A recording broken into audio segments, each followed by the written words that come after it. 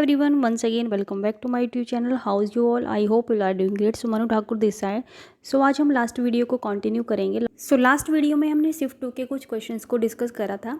सो आज के वीडियो में हम उन क्वेश्चंस को कंटिन्यू करेंगे. बाकी की जो प्रीवियस ईयर क्वेश्चन वीडियोस हैं ऑलरेडी चैनल पे अपलोडेड हैं, आप प्लेलिस्ट में जाके चेकआउट कर सकते हैं. सो let's start with the today's video start करने से पहले मेक श्योर आप लोगों ने मेरा चैनल सब्सक्राइब किया हो with bell notification on, so that next video जब भी अपलोड हो आपको नोटिफिकेशन मिल जाए. So let's start with the first question. The drug use for induction of labour is. किस ड्रग का यूज़ किया जाता है फॉर इंडक्शन ऑफ लेबर? तो यहाँ पे ऑप्शन दी गई हैं, गेस कीजिए which one is the right answer. So option B is the right answer. I think ये सबको ही पता होगा इंडक्शन ऑफ लेबर के लिए कौन सी ड्रग का यूज़ किया जाता है. So oxytocin.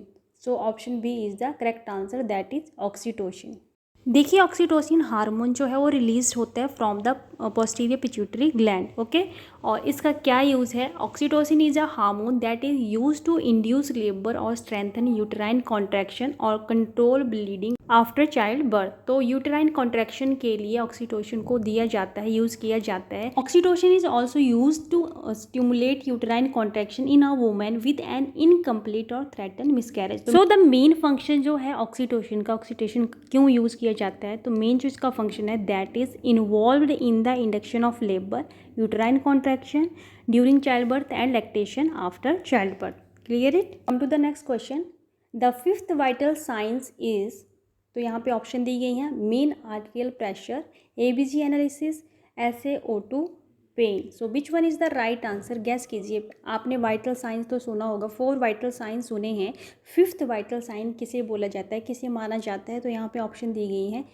सो गैस कीजिए which one is the correct answer. So option D is the right answer, that is pain. Pain को फिफ्थ वाइटल साइन माना जाता है. So the pain is considered to be the fifth vital sign. जैसे कि हमें पता है हमारे 4 वाइटल साइंस होते हैं, temperature, respiration, blood pressure and heart rate और pulse. So the assessment of the vital signs provide baseline data of the patient. Clear it? देखिए जब भी हम हॉस्पिटल जाते हैं एज अ पेशेंट तो सबसे पहले क्या होता है, वहाँ पे वाइटल साइन चेक करे जाते हैं. एज अ नर्स हम क्या करेंगे, वाइटल साइन चेक करेंगे पेशेंट के for provide initial information at time of admission, so that हमें जो इन्फॉर्मेशन है पेशेंट से मिल सके. So the pain is another sign signifying any bodily distress. Therefore health care staff should always assess for any pain at the time of vital assessment. Pain can also alter the vital signs. For example, it can lead to an increase in blood pressure. So, जो fifth vital sign है हमारा वो है pain. Clear it? Move to the next question. An exact written report of the conversation between the nurse and the patient is. उसे क्या बोला जाता है? Options are process report, process record, non-verbal record, nurse record. So which one is the right answer? So the right answer is process record, means option B is the right answer. Process record क्या है? Process record is a tool of therapeutic communication. It is used to record an exact interaction between a nurse and a psychiatric patient. So process record क्या है? Psychiatric patient और nurse के बीच के interaction का exact record है. It is the written record of verbal communication. It provides an opportunity to analyze interaction. Clear it? देखिए process record में journal information आता है पेशेंट का, लाइक नेम, एज, सेक्स, है ना. नर्स का इंट्रैक्शन आता है, क्लाइंट इंट्रैक्शन, एनालिसिस. तो ये सारी चीज़ें प्रोसेस रिकॉर्ड में देखी जाती हैं. Next question is the innermost layer of the heart is called. Heart की जो इनरमोस्ट लेयर होती है उसे क्या बोला जाता है? Options are myocardium, visceral pericardium, endocardium, pericardium. So which one is the right answer?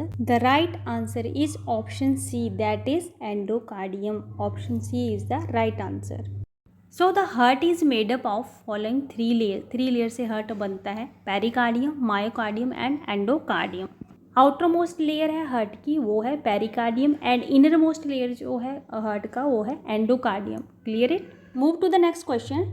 During the implementation phase of a nursing process, a nurse need to be competent in which of the following skills. So option यहाँ पे दी गई हैं, आपने nursing process के बारे में पढ़ा होगा.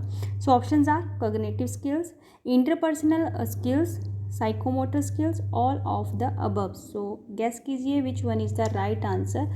सो the right answer is option D, that is all of the above. Means nurse में ये सारे स्किल्स होना जरूरी हैं। All three skills are important to implement the planned action. तो मैंने पहले ही आपको बताया सारे ही स्किल्स नर्सिस में होने चाहिए सो दैट वो अपने प्लान को इम्प्लीमेंट अच्छे से कर सके। So there are 6 phases of nursing process, that is assessment, diagnosis, planning, implementation, documentation and evaluation. So after implementing the plan care, documentation is done. Okay, next one is which of the following is transmitted by rodents? So options are hepatitis A virus, poliovirus, Norwalk virus, Ebola virus. So which one is the right answer?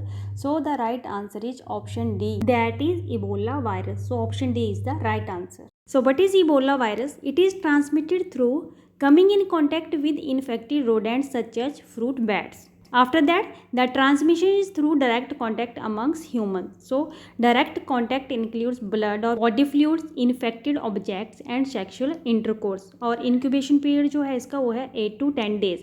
अब symptoms की बात कर लेते हैं। fever, pains, weakness and fatigue, sore throat, gastrointestinal symptoms, hemorrhage and red eyes. So these all are the symptoms of Ebola virus. Clear it? Next question is, which mode of inheritance is found in cystic fibrosis? So options are autosomal recessive, autosomal dominant, multifactorial inheritance, X-linked recessive. So guess कीजिए which one is the right answer.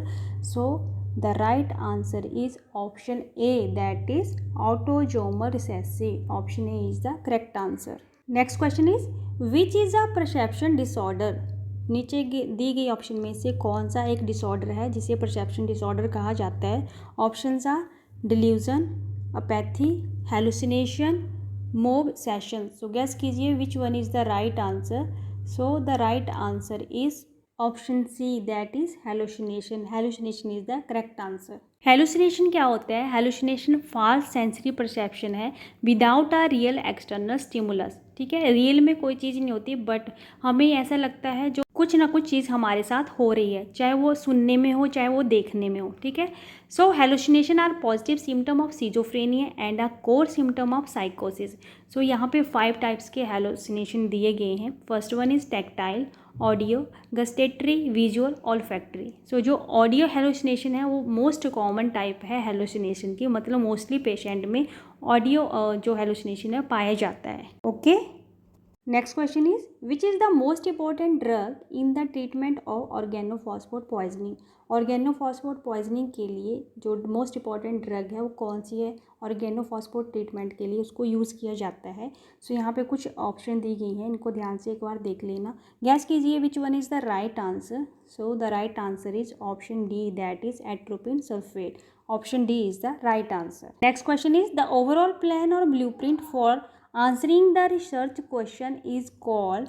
सो जो overall plan होता है research का, जो हम question answer का एक plan बनाते हैं उसे क्या बोला जाता है? सो यहाँ पे ऑप्शन दी गई हैं, research design, hypothesis, sample, analysis. So guess कीजिए which one is the right answer. आपने रिसर्च में पढ़ा होगा है ना, रिसर्च हाइपोथेसिस जब हम बनाते हैं तो ओवरऑल जो प्लान होता है उसे क्या बोला जाता है? उसे बोला जाता है research design. Means option A is the right answer. So what is research design? It is defined as researchers' overall plan to find the answer to research question for testing the research hypothesis. It forms the blueprint for collection of data, measurement of data and then analysis of data. Clear it? So that's all about today's video. ये था हमारा आज का video. बाकी की videos already channel पे डली हैं, आप प्लेलिस्ट में जाके चेकआउट कर लेना। और बाकी के जो क्वेश्चन बच गए हैं उनको हम नेक्स्ट वीडियो में डिस्कस करेंगे। So that's all about today's video. I hope ये वीडियो आपके लिए हेल्पफुल रहेगी। अगर वीडियो अच्छी लगे तो वीडियो को लाइक शेयर कमेंट जरूर कीजिएगा। अगर चैनल पे नए आए तो चैनल को भी सब्सक्राइब जरूर कीजिएगा। मिलते हैं नेक्स्ट वीडियो में नेक्स्ट टॉपिक के साथ। तब तक के लिए बाय बाय, टेक केयर, खुश रहिए, स्वस्थ रहिए। Thanks for watching.